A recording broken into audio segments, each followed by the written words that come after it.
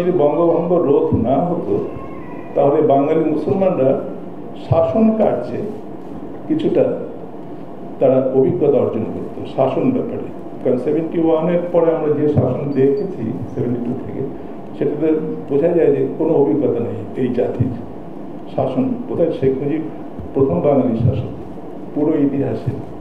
অনেকে বলে কনিষ্ঠ বসুমত বাঙালি ছিলেন, কিন্তু না, সত্য Sheikh Mujib was the first Bengali administrator ruler.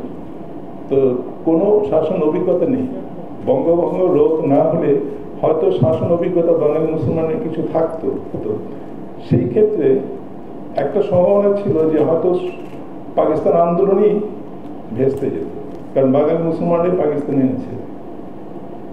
মুসলিম লীগ যদি পূর্ববঙ্গে এরকম সংখ্যাগরিষ্ঠতা না পেত, লিয়াকত আলী খানকে এখানকার একটা সিট ছেড়ে দিয়ে আনা হয়েছিল, তাহলে হয়তো পাকিস্তান আন্দোলনটা অবান্তর হয়ে পড়ত।